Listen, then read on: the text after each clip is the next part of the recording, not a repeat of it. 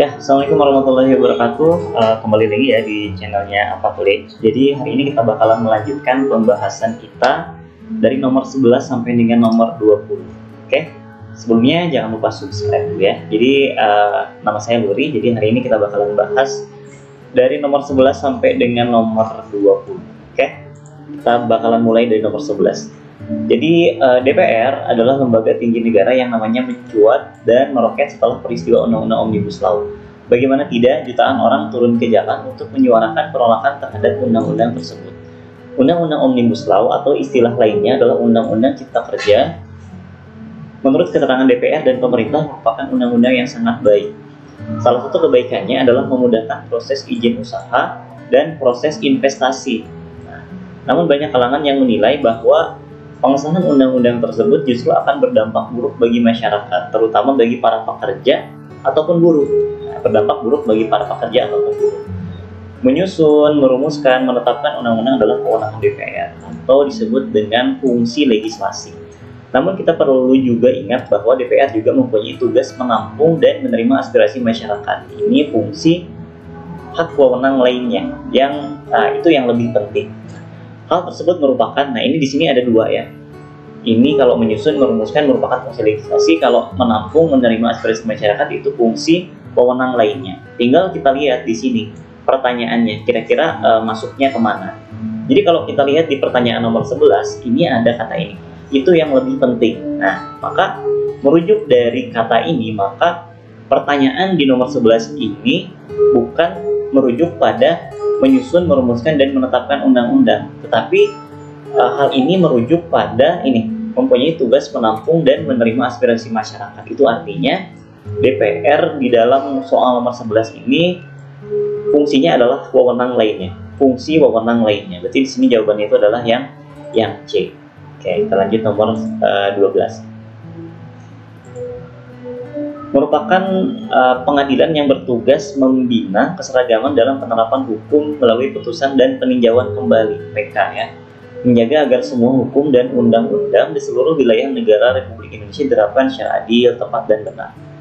Di samping itu, lembaga ini juga berwenang memeriksa, memutuskan pada semua sengketa tentang kewenangan mengadili serta permohonan peninjauan kembali putusan pengadilan yang telah memperoleh kekuatan hukum tetap. Kewenangan di atas merupakan kewenangan, kita lihat ya. Jadi kalau kita lihat di sini nomor 12 ini berhubungan dengan fungsi dan kewenangan dari lembaga kehakiman. Nah, lembaga kehakiman atau lembaga tinggi kehakiman itu ada 3, Mahkamah Agung, Mahkamah Konstitusi, dan Komisi Yudisial. Kalau kita lihat fungsinya di sini, fungsi peninjauan kembali serta berwenang memeriksa serta memutuskan pada semua sengketa. Nah, ini jelas. Pertanyaan nomor 12 ini merujuk pada fungsinya dari Mahkamah Agung ya. Jadi nomor 12 ini jawabannya yang B, Mahkamah Agung. Nah, jadi nanti kita akan bahas di pembahasan ya, di materi ya. Jadi kita akan bahas apa itu Komisi Yudisial, Mahkamah Agung, Mahkamah Konstitusi, Pengadilan Tinggi, dan Pengadilan Negeri. Jadi kita akan bahas perbedaan dari fungsi-fungsi ini di pembahasan selanjutnya. Tapi kalau kita lihat pertanyaan nomor 12 ini jawabannya yang B, Mahkamah Agung. Oke, kita lanjut ke nomor 13. Hak uji, ini bahasa Belanda ya, toetsingsrecht, baik material maupun formil yang diberikan kepada hakim atau lembaga peradilan untuk menguji kesahihan ya, untuk menguji kesahihan dan daya produk-produk hukum yang dihasilkan oleh eksekutif, legislatif, maupun yudikatif di hadapan peraturan perundang-undangan yang lebih tinggi derajat dan hierarkinya. Hal tersebut merupakan tugas dari, kalau misalkan pertanyaan seperti ini kan fungsi mengadili atau menguji peraturan perundang-undangan di bawah undang-undang terhadap undang-undang. Nah, ini kita lihat. Kalau kita lihat di sini nomor 13 ini jawabannya antara Mahkamah Agung dan Mahkamah Konstitusi. Tinggal kita bandingkan berdasarkan pengertian yang ada pada Undang-Undang Dasar. Nah, kalau nomor 13 ini menguji kesahihan dan daya laku produk hukum yang dihasilkan oleh eksekutif, legislatif, maupun yudikatif. Ini merupakan fungsi dari Mahkamah Konstitusi ya, bukan merupakan fungsi dari Mahkamah Agung. Nah, karena pada dasarnya Berdasarkan Undang-Undang Dasar itu, Mahkamah Konstitusi itu adalah suatu lembaga kehakiman yang mempunyai wewenang di dalam menguji undang-undang di bawah Undang-Undang Dasar. Nah, kalau misalkan Mahkamah Agung itu adalah menguji peraturan perundang-undangan di bawah undang-undang. Nah, jadi kalau misalkan nomor 13 ini menguji kesahihan dan daya laku produk hukum yang dihasilkan oleh eksekutif dan legislatif merupakan wewenangnya dari Mahkamah Konstitusi, ya.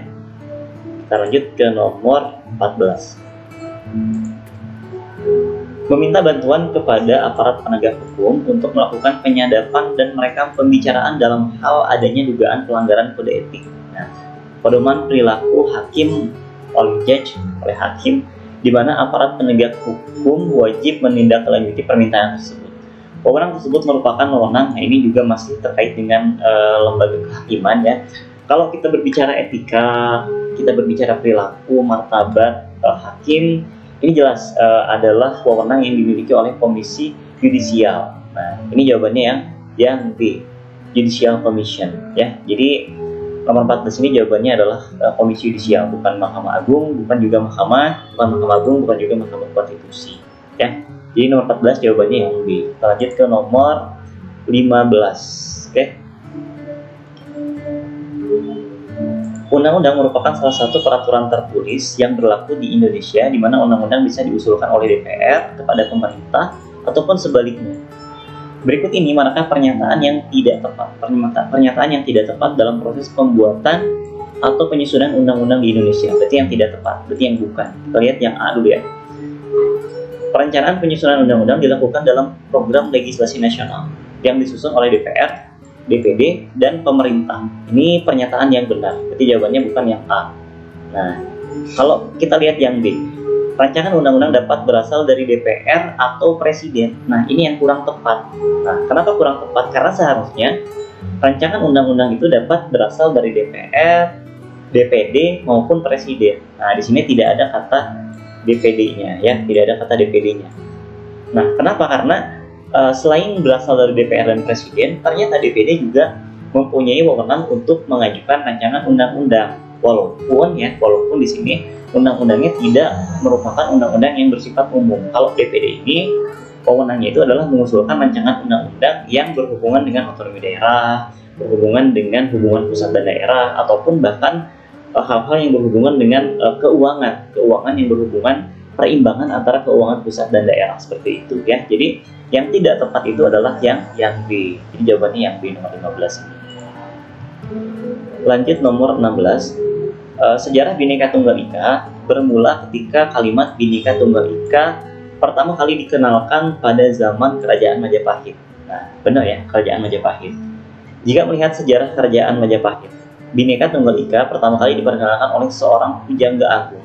Nah, jadi Bhinneka Tunggal Ika itu sendiri pertama kali diperkenalkan oleh Empu Tantular. Nah, jadi tinggal kita lihat Tantular, yang A benar, yang C benar, yang E benar. Tinggal kita lihat kelanjutannya. Dalam kitab apa? Kitab Sutasoma, benar, ya, Sutasoma juga. Nah, tinggal kita lihat raja yang pertama kali memperkenalkan istilah Bhinneka Tunggal Ika itu siapa? Hayam Wuruk atau raja yang lain? Nah, kalau misalkan teman-teman dengar gitu, ya, kalau misalkan Kerajaan Majapahit itu pasti berhubungan dengan kerajaan yang dipimpin oleh Hayam Wuruk. Nah, ya, Hayam Wuruk. Tetapi di sini pertanyaannya itu yang pertama kali. Nah, jadi yang pertama kali memperkenalkan istilah Bhinneka Tunggal Ika itu adalah Kerajaan Majapahit pada saat zaman rajanya Wisnuwardana. Ini Tiko, ya, Wisnuwardana. Bukan Hayam Wuruk ataupun Rajasa Negara, karena Hayam Wuruk dan Rajasa Negara itu sama, ya. Jadi istilah lain dari Rajasa Negara itu adalah Hayam Wuruk. Nah, jadi pertama kali istilah Bhinneka Tunggal Ika itu diperkenalkan saat rajanya itu adalah Wisnuwardana. Nah, ini sebenarnya untuk menginjau aja, karena kalau biasanya kita dengar Majapahit biasanya berhubungan dengan Hayam Wuruk. Ya, jelas, ya. Oke, kita lanjut ke nomor 17, ya. Seorang yang mengenalkan istilah Bhinneka Tunggal Ika merupakan seorang pujangga agung yang hidup pada masa Kerajaan Majapahit. Siapa tadi namanya? Empu Tantular, ya. Kalimat Bhinneka Tunggal Ika mulanya diciptakan sebagai bentuk dari rasa toleransi, di mana beliau merupakan seorang yang menganut Buddha Tantrayana dan hidup di lingkungan kerajaan Majapahit yang memiliki corak Hindu Siwa. Nilai apa yang bisa diambil dari seorang sosok yang mengenalkan istilah Bhinneka Tunggal Ika? Nah, jadi ini berhubungan dengan sejarah.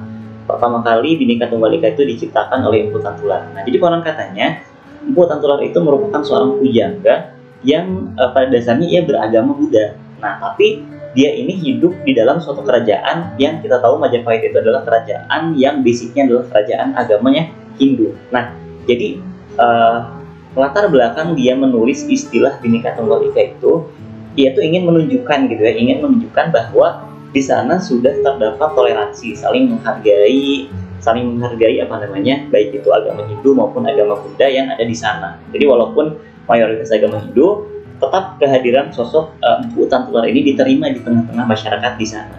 Nah, jadi intinya ingin menunjukkan suatu bentuk toleransi di kerajaan Majapahit. Oke, jadi kalau kita lihat dari nomor 17 ini, nilai apa yang bisa diambil. Kita lihat sosok yang sangat bangga terhadap kerajaan Majapahit yang mayoritas beragama Hindu. Ini bukan nilai, ini merupakan pernyataan.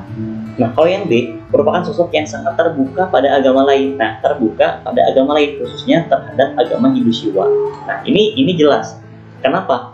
Karena pertama kali sosok Empu Tantular ini menulis kata Bhinneka Tunggal Ika itu berarti beliau merupakan sosok yang sangat terbuka. Jadi tidak merupakan sosok yang merasa bahwa agama itu paling benar gitu ya. Oh, ini saya agama Buddha Tantrayana, ini agama saya paling benar. Tapi tidak seperti itu. Beliau ingin menunjukkan bahwa dirinya adalah sosok yang terbuka sehingga mau bertoleransi dengan dengan kehidupan yang ada di agama di kerajaan Majapahit tersebut. Nah, jadi nilai yang dapat diambil itu adalah yang B. Oke. Kita lanjut ke nomor 18. Bangsa Indonesia memiliki keberagaman suku, agama, budaya, bahasa, dan sebagainya. Terkadang keberagaman yang dimiliki oleh bangsa Indonesia menjadi salah satu pemicu adanya konflik horizontal yang ada di Indonesia. Namun seyogianya keberagaman tersebut tidak menjadi hambatan dalam persatuan dan kesatuan bangsa Indonesia. Sebagai bangsa Indonesia, kita patut mencari persamaan di dalam perbedaan. Dengan begitu, masyarakat Indonesia dapat hidup tentram di dalam keberagaman. Hal tersebut merupakan prinsip, bukan prinsip Pancasila ya, prinsip Bhinneka Tunggal Ika. Nah, jadi Bhinneka Tunggal Ika itu memiliki beberapa prinsip. Ada prinsipnya tidak memiliki sifat formalis, common denominator, pluralisme, dan sebagainya. Nah, jadi sekarang kita akan jelasin dulu sedikit prinsip-prinsipnya ya. Nah, ini prinsip yang dimiliki oleh Bhinneka Tunggal Ika. Pertama adalah common denominator. Nah, jadi intinya common denominator itu adalah perbedaan agama ataupun perbedaan apa aja ya, perbedaan yang lainnya harus dicari untuk penyebut yang sama, atau dengan kata lain harus mencari kesamaan dalam perbedaan. Nah, harus mencari kesamaan di dalam perbedaan. Nah, tadi ya kata kuncinya mencari persamaan di dalam perbedaan. Kalau yang kedua, prinsip sektarian dan inklusif. Intinya bahwa semua orang Indonesia dalam kehidupan berbangsa dan bernegara tidak dibenarkan dalam menganggap ia adalah kelompok yang paling benar. Oh, berarti tidak dibenarkan merasa dirinya paling benar gitu ya. Tidak inklusif ataupun sektarian ini. Kalau yang tidak formalistik artinya tidak formalistik yang hanya menunjukkan perilaku yang salah atau kaku. Namun Bhinneka Tunggal Ika bersifat universal dan komprehensif, didasarkan pada adanya cinta, rasa hormat, rasa saling percaya, dan keharmonisan timbal balik. Karena dengan cara ini keberagaman dapat disatukan dalam bingkai Indonesia. Oke, ini artinya seperti ini ya. Jadi tidak formalistik itu menunjukkan perilaku yang salah ataupun kaku. Oke. Yang keempat itu konvergen. Konvergen itu dicari landasan bersama yang bisa menjadikan semua jenis kepentingan menjadi satu. Ini dapat dicapai jika adanya toleransi, rasa saling percaya, ataupun non-sektarian dan inklusif. Bhinneka Tunggal Ika adalah konvergen dan tidak berbeda. Segala macam keberagaman yang ada saat masalah terjadi tidak boleh dilebih-lebihkan. Oke, berarti Artinya setiap permasalahan yang ada, yang terjadi, yang muncul itu tidak boleh dilebih-lebihkan, tetapi harus mencari landasannya. Nah, harus mencari toleransinya, harus mencari sikap saling percayanya, jadi seperti itu ya. Jadi kita akan kembali lagi ke soal. Jadi kalau misalkan di sini mencari persamaan di dalam perbedaan, berarti ini artinya sebagai common denominator. Ya. Nomor 19. Masyarakat Indonesia harus bersikap dewasa ketika menghadapi suatu perbedaan. Dewasa ketika menghadapi suatu perbedaan, baik pendapat ataupun budaya, kemudian mencari titik temu antara kedua belah pihak agar dapat diselesaikan dengan sebaik mungkin. Masyarakat Indonesia tidak dibolehkan secara sepihak mendahulukan kepentingan sendiri ataupun salah satu pihak. Oke, ini tinggal kita cari ya. Maksudnya yang ada di pengertian di soal nomor 19 ini. Bersikap dewasa itu tadi yang mana ya? Bersikap dewasa itu tadi yang apakah common denominator bukan? Apakah tidak sekretarian atau tidak bersifat formalis atau konvergen? Tinggal kita lihat di dalam penyelesaian permasalahan itu harus bersikap dewasa. Ini menunjukkan bahwa Bhinneka Tunggal Ika memiliki sifat apa nih?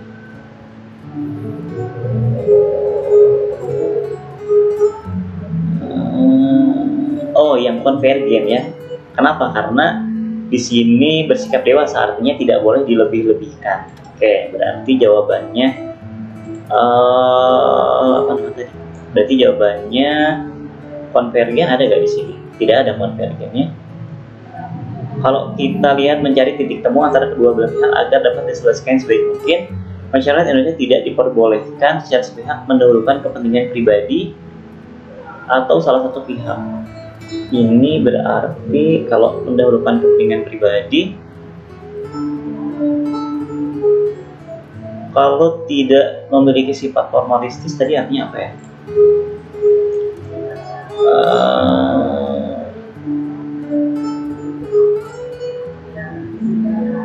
Bhinneka Tunggal Ika bersifat universal. Oke, berarti kebalikan dari sifat universal. Ada nggak di sini kira-kira?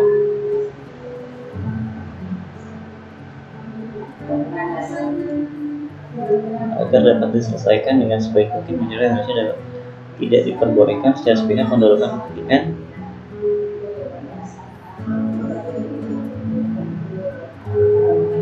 Oke, ini sepertinya semua jawaban salah ya.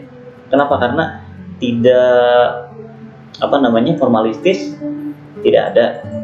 Sebagai common denominator artinya mencari persamaan di tengah-tengah perbedaan, tidak ada juga. Nah, tidak memiliki sifat inklusif. Inklusif itu apa tadi artinya? Inklusif itu artinya bahwa semua orang di Indonesia dalam kehidupan berbangsa dan bernegara tidak dibenarkan menganggap dirinya paling benar. Ada dari sini. Tidak diperbolehkan secara sepihak mendahulukan kepentingan sendiri atau salah satu pihak. Berikut ini yang sesuai dengan pernyataan tersebut adalah prinsip masyarakat Indonesia tidak diperbolehkan secara sepihak mendahulukan kepentingan sendiri atau salah satu pihak. Oke ya, ini bukan merupakan pengertian dari inklusif juga, atau pluralisme juga di sini tidak ada. Jadi ini jawabannya semua jawaban salah. Oke ya, kita lanjut ke nomor 20. Pak Apra merupakan seorang pengusaha sukses di bidang kuliner yang berhasil mengembangkan bisnisnya Kafe Senja menjadi kafe yang sangat besar sejagat raya. Lebay banget ya. Pak Apra mempunyai seorang sahabat bernama Pak Dudung yang juga merupakan sahabatnya Pak Luri, sekaligus sahabat karibnya Pak Sandra. Berbeda dengan Pak Apra, Pak Luri dan Pak Dudung adalah seorang sahabat yang kurang beruntung di bidang finansial. Pak Apra masih bekerja pada orang lain dengan gaji yang sangat kurang sesuai dengan pekerjaannya. Sebagai seorang sahabat, Pak Apra dengan senang hati memberikan modal usaha agar sahabatnya bisa membuka usaha sendiri. Dan setelah beberapa bulan ternyata usahanya lumayan maju. Oke, jadi peristiwa di atas atau peristiwa di soal nomor 20 ini mencerminkan sikap apa kira-kira? Kalau kita lihat di soal nomor 20 ini ada yang disebut dengan membantu teman untuk berdiri sendiri artinya kan. Jadi awalnya temannya itu bekerja pada orang lain, tapi karena si Pak Apra ini apa namanya sukses lah ya, jadi dia berniat untuk membantu temannya agar temannya bisa berdiri sendiri dengan cara membuka usaha. Nah, jadi apa namanya membantu orang agar berdikari itu merupakan implementasi dari sila yang kelima ya, keadilan sosial bagi seluruh rakyat Indonesia. Nah, soal-soal seperti nomor 20 ini banyak banget muncul di soal SKD. Jadi teman-teman harus benar-benar paham tentang implementasi nilai-nilai yang terkandung di dalam Pancasila. Nah, ini akan kita bahas di pembahasan nanti terkait dengan implementasi nilai-nilai Pancasila. Oke, mungkin cukup sekian pembahasan kita hari ini dari nomor 11 sampai dengan nomor 20 tadi ya. Tapi saya agak sedikit ragu dari nomor 19 tadi. Mungkin teman-teman ada pendapat bisa di komen di kolom komentar ya. Terima kasih atas perhatiannya. Mohon maaf apabila ada kesalahan. Terima kasih. Selamat siang. Assalamualaikum warahmatullahi wabarakatuh.